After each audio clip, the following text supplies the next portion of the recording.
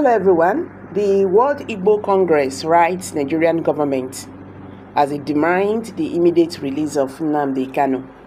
The group made a call on Thursday in an open letter titled "The Case for Nnamdi Kanu's Freedom."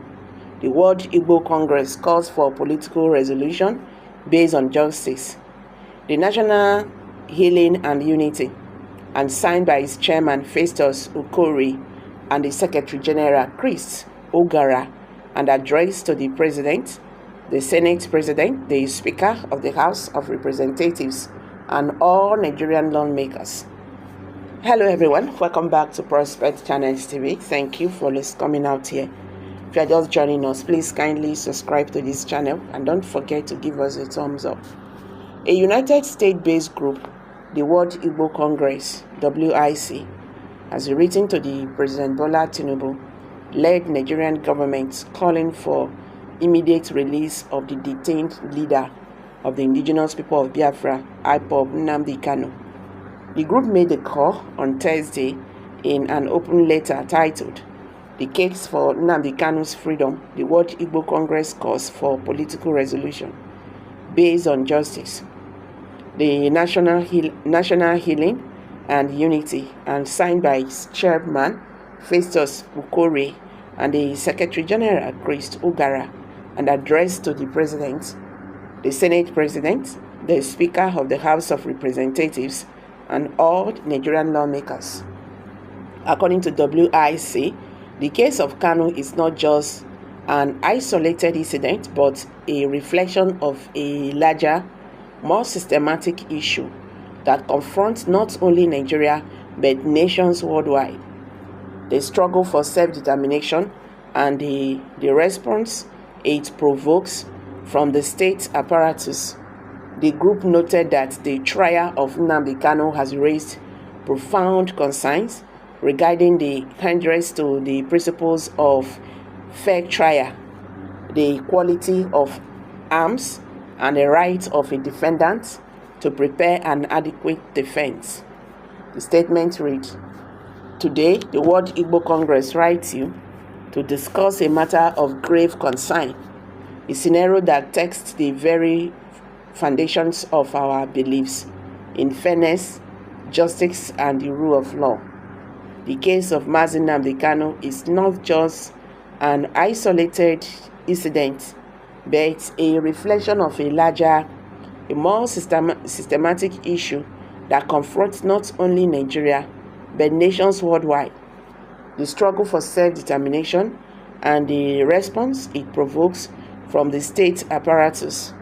In the heart of this discourse is a man who dared a voice the aspirations of his people, aspirations for self-determination, a principle enshrined in the Geneva Convention and recognized as fundamental human rights. Yes, his pursuit of his case has led him down a path of extraordinary rendition, prolonged detention, and a trial that has become emblematic of judiciary prejudice and the denial of fundamental human rights. The trial of Nnamdi Kanu has raised profound concerns regarding the hindrance to the principles of a fair trial, the quality of arms, and the right of the defendant to prepare an adequate defense. According to the group, the Supreme Court itself has highlighted these as indispensable elements of justice. Yet, in Kanu's case, these principles have been conspicuously disregarded. The stark proclamation by High Court that the defendant cannot dictate to the court on how to conduct the trial underscores a dismissal not just of a man's rights, but of the judiciary duty to fairness and impartiality. The WIC noted that the possibility for the Nigerian government to discontinue Kanu's prosecution as permitted by the Constitution draws parallels from previous cases, including release of 313 detained Boko Haram terrorists okay, the Hamusu Bala, and the aka Wadum, the notorious armed bandits who not only killed hundreds of innocent Nigerians, including several Nigerian soldiers and security operatives, but also kidnapped and collected millions in ransom. Payment where such description was exercised for political charged offense. Others, including Mr. Omoel Showari and Sunday Igbo, are all free. Mazi Nnamdi Kanu, who did not kill, kidnap, or collect ransom, but only were seeking for good governance, is still in detention by DSS for almost 4 years. Talk about purposeful injustice. In the light of these transgressions against justice and fairness, we are compelled to advocate for a political solution, a solution that transcends the narrow coffins of legal battle and ventures into the broader realm of human compassion, national unity, and the acknowledgement of the people's right to self-determination.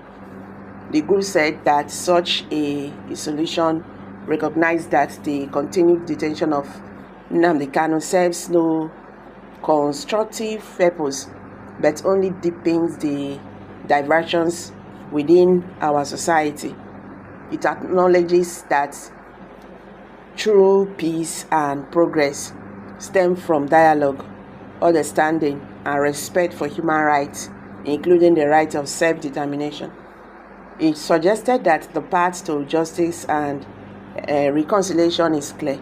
It lies in adhering to the cause for national and international bodies, from the African Union's condemnation of IPO's prescription to the United Nations directives for Kanu's release, and the respect for self-determination. It involves honoring the rulings of our own courts, which have declared his detention a violation of his fundamental human rights. Let us not forget that the greatness of a nation lies not in its stability to subdue dissent, but in its capacity to engage with it constructively. Nigeria, a nation born out of the determination for self-rule, now stands at a crossroad. We will honor our history, our commitment under international law and our constitution, or we will ignore the principles that underpin our very identity as a nation.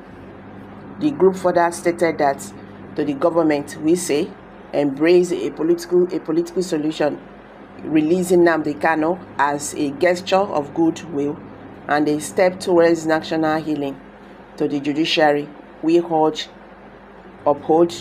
the tenet of fair trial and justice without bias or influence. So guys, what's your take on this? Kindly drop your comments below the comment section. Please don't forget to give us a thumbs up. Subscribe to this channel if you have not.